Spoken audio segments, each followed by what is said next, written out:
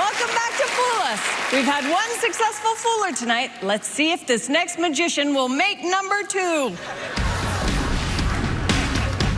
My name is Richard Forget. I'm from Toronto, Canada. It could be pronounced Forget also, but I prefer the more pretentious version. When I was a young magician, I created an act based around producing birds when I developed an allergy to the birds. So at that point, I had to start from ground zero. I had no act, and I had to go to my little black book and start finding ideas that I had jotted down that were maybe someday and make them happen. And I created an act that's taken me around the world just because I really believe this. If I didn't get sick, maybe I wouldn't even be in the business anymore because it forced me to be creative.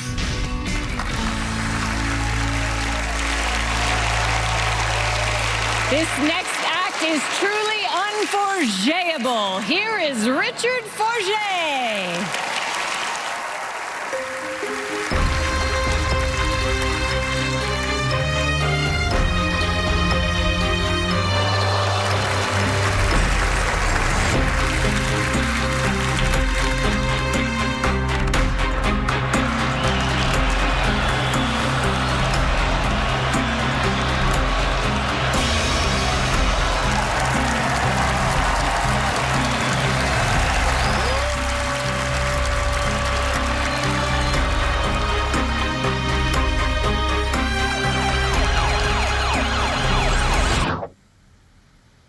Mounting an audacious A devastating earthquake measuring 7.4 on the Richter scale.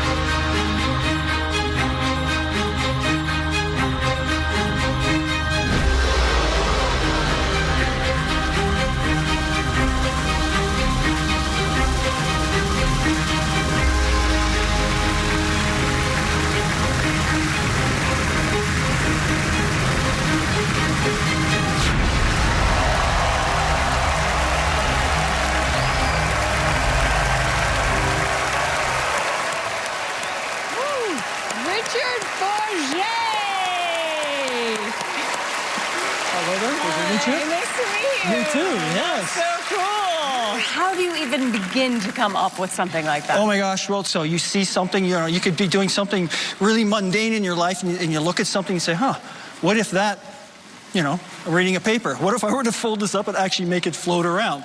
That's what would happen with that. And so from the idea to this, how long is that journey? From the beginning of when I thought of the idea to when it actually happened was about 3 years. So I'm just thinking what could happen, and then once it kind of goes through that process, you start building it. Yeah. Yeah. And then the first time you sort of successfully performed. Oh my gosh, what a rush. All right, cool. Well, I'm excited to hear what these guys have to say about this. So am I. Well, this act is one of those acts that takes a really, really long time.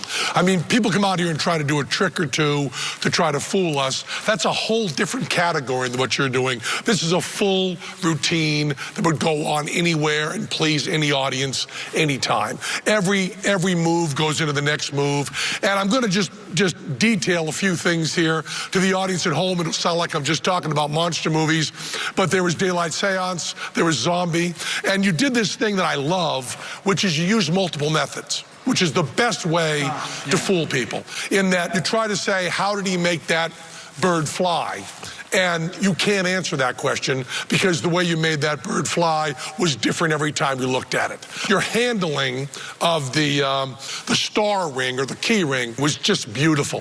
The couple of little feints that went first to make us think you were going to do the full thing and then doing it. And then ending with something that's very reminiscent of Robert Houdin's butterfly trick.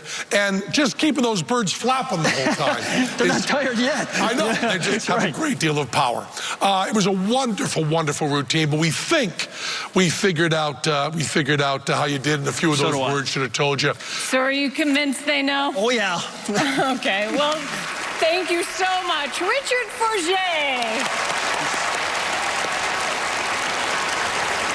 Not enough magic for you? Not a problem. Penn and Teller perform next. You don't want to miss it.